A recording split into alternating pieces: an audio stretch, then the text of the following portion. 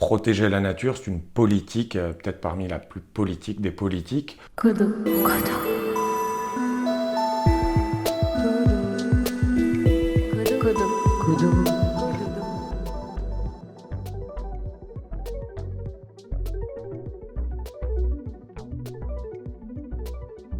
Alors, moi je suis historien de l'environnement, je suis maître de conférence en histoire contemporaine à l'université Rennes 2.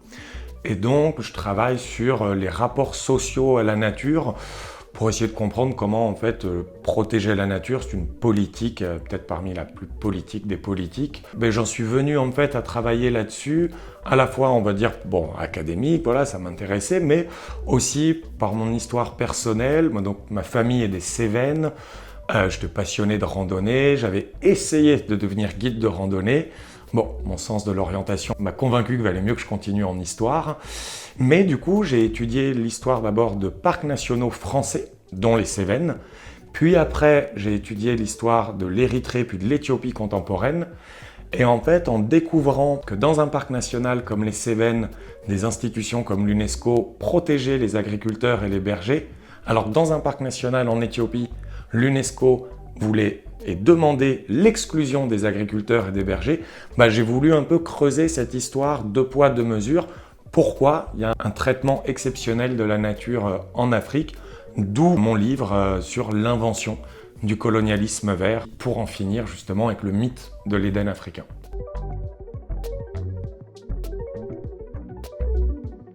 Colonialisme, environnement, pouvoir, nature, absurdité.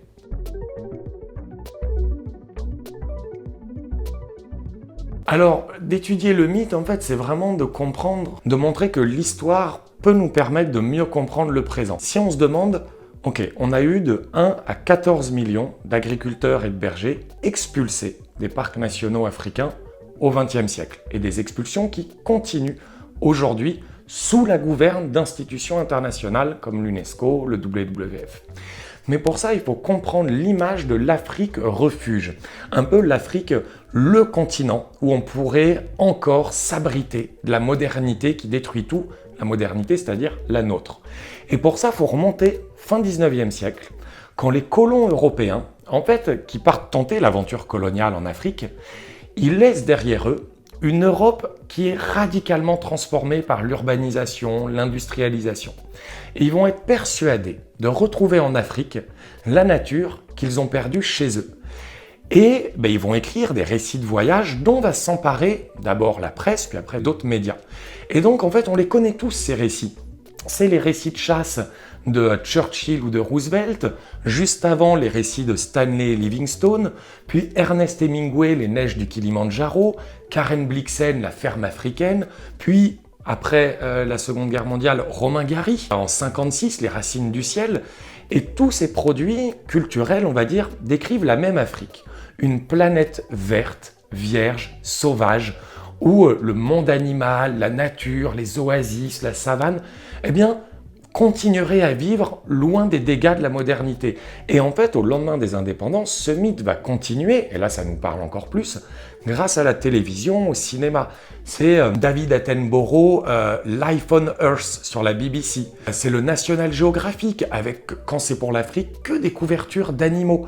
C'est ce qu'on connaît malheureusement tous, Le Roi Lion, alors qui est repris par Disney en 94, mais en fait c'est un manga japonais écrit dans les années 50, Le Roi Léo. Là encore, ok, le conte est réussi, il est attendrissant, mais on a des autocrates éclairés, les lions, qui savent comment préserver le cercle de la vie, le développement durable, la protection de la planète, contre des hyènes malhabiles qui brûlent la savane, contre les agriculteurs et les éleveurs qui font de l'agriculture sur brûlis. On a conservationnistes détrônés, mais éclairés, ça c'est les anciens administrateurs, en fait, les gens savaient comment protéger. Et ce mythe va continuer, et on prend aujourd'hui qui ne s'est jamais endormi devant un vieux documentaire sur des lions en Afrique qui, eux, luttent pour la vie. Cette image d'une Afrique vierge, verte, sauvage, ce qu'il faut comprendre, c'est que les parcs nationaux africains ne sont pas vides, ils ont été vidés de leurs habitants. Et tout ça au nom de la défense d'un mythe, l'Éden africain.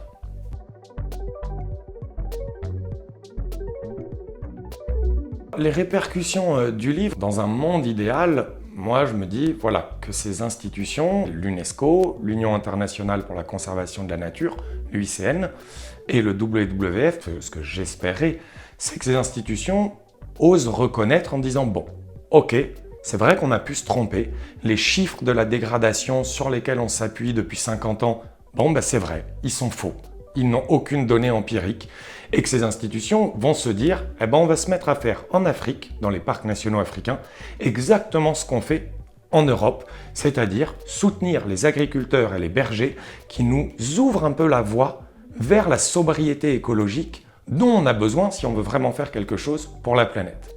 Ça, c'est dans un monde idéal. Bien sûr, ces institutions, au contraire, soit ont choisi le silence. Le WWF a juste dit qu'il condamnait toute forme de violence dans les parcs, Survival notamment, et d'autres institutions ont déjà montré toutes les exactions auxquelles était lié le WWF. L'UNESCO a qualifié mon livre de fake news, donc le numéro 2 de l'UNESCO, qui a fait une tribune dans le monde voilà, contre mon livre, et c'est là où je trouve ça dramatique mais révélateur, où il reprend le méta-récit voilà, de l'UNESCO en disant « Nous ne défendons pas la nature, nous sommes la nature qui se défend ». Bon, super phrase. La conservation est communautaire partout. Oui, mais qu'est-ce que ça veut dire?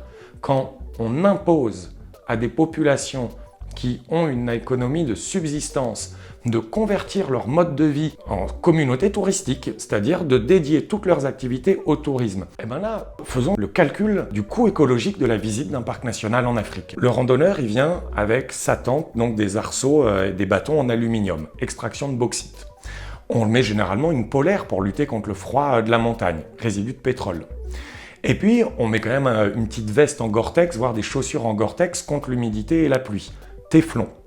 Généralement avec un smartphone, donc pour prendre des photos du néodyme de Chine, du Tantal du Congo. Et puis le billet d'avion, en moyenne 0,5 tonnes de CO2 émises pour venir visiter le parc. Donc soyons clairs, venir visiter un parc national en Afrique, c'est l'équivalent de détruire dans le monde les ressources qui sont mises en parc. En fait, les politiques globales de la nature en Afrique, dans les parcs, eh bien c'est un trompe-l'œil. C'est-à-dire qu'en croyant que la nature est protégée là où on la vide d'hommes, ça nous exonère de tous les dégâts qu'on continue à imposer à la nature dans le monde entier. Mais avec les parcs, on a l'impression de faire quelque chose. Alors que la vraie solution, quel que soit notre bord politique, c'est le capitalisme qui détruit et le consumérisme qui l'accompagne. Et si on veut faire quelque chose pour la planète, c'est ça. Où on peut continuer de s'en prendre à des agriculteurs et des bergers qui, eux, ne participent pas à la crise écologique.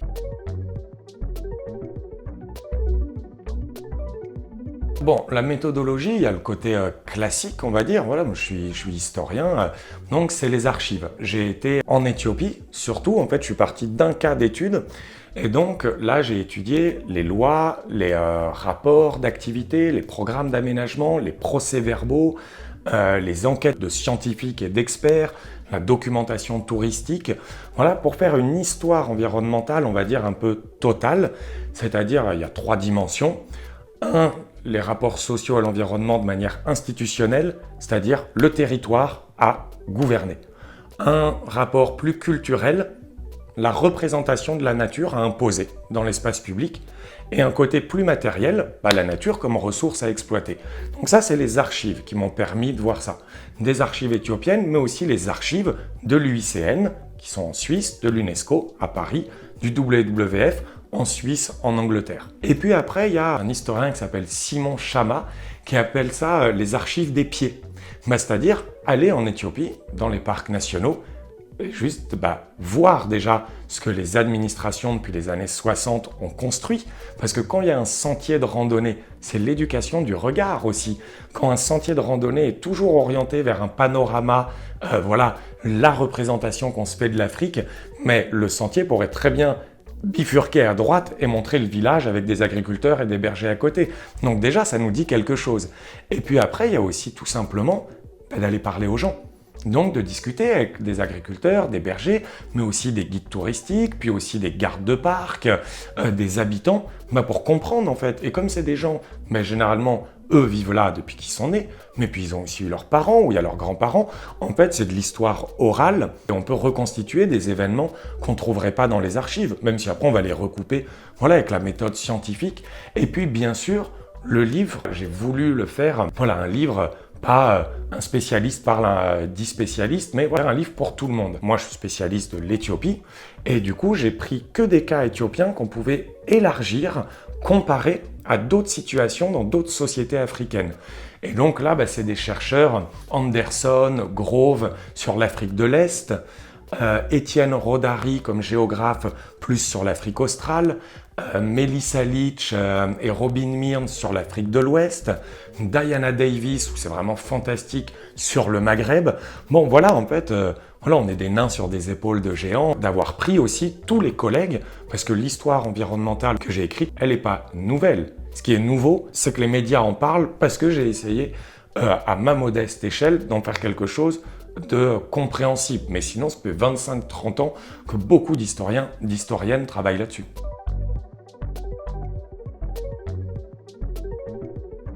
Le mythe de la forêt perdue d'Éthiopie. On prend Al Gore dans ses 2 ouvrages puis films pour lesquels il va avoir le prix Nobel de la paix en 2007. L'Éthiopie était boisée à 40% en 1900 et il n'y a plus que 3% de forêt aujourd'hui. Quand on essaye de voir d'où viennent ces chiffres, on découvre que c'est en 1961 un expert de la FAO, l'Agence des Nations Unies pour l'agriculture, qui, au lendemain des indépendances, dans un grand projet international qui s'appelle le Projet spécial pour l'Afrique, où dans les archives, il s'agissait bien de faire face à l'africanisation des parcs, c'est-à-dire aux indépendances, les experts internationaux ont mis en place une banque, le Fonds mondial pour la nature, World Wildlife Fund, WWF, et ils font une tournée internationale en Afrique pour évaluer l'état, notamment de la forêt. Cet expert, Hufnagel de la FAO, arrive en Éthiopie, et puis il va prendre 2 informations. Celle d'un forestier allemand qui est sur place et qui dit « Moi je pense qu'au sud du pays, dans cette zone, il devait y avoir 35% de forêt en 1900. » Premier chiffre. Et puis il va lire un rapport d'un forestier canadien qui dit « À Addis Abeba, je pense, il y était en 1946, je pense que la capitale, il y a 5% de forêt. » Notre expert de la FAO, il prend les 2 chiffres, il les étend à tout le pays, il augmente le premier et diminue le deuxième, et lui il dit « L'Éthiopie était couverte à 40% de forêt en 1900, à 3% aujourd'hui. » Ça fait 60 ans que le 3% n'a pas bougé. Ça fait 60 ans que les Éthiopiens continueraient à détruire la forêt selon ces institutions internationales, mais ça fait 60 ans que le chiffre de 3% n'a pas bougé. Le mythe de la forêt perdue, l'idée selon laquelle les paysans, je ne dis pas que les paysans africains, il ne faut pas tomber dans le piège inverse, ne dégradent pas la nature, ils l'exploitent en bien, en mal, comme tout le monde. Mais le mythe selon lequel l'Afrique est malheureusement peuplée d'habitants trop nombreux et malhabiles avec des chiffres qui en fait ne reposent sur aucune donnée empirique, mais ça nous montre bien que la croyance l'emporte sur les faits. Et cet exemple, on peut le multiplier dans au moins 35 sociétés africaines.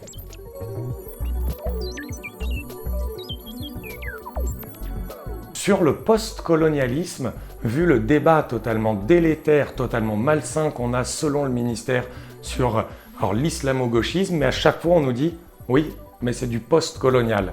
C'est-à-dire que c'est des gens qui ne savent pas de quoi ils parlent. Et c'est quoi le post-colonial? Ça, par contre, personne ne le définit.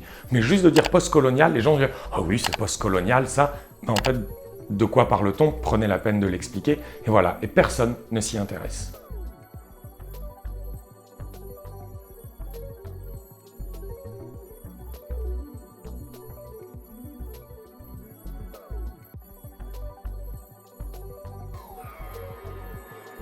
Quoi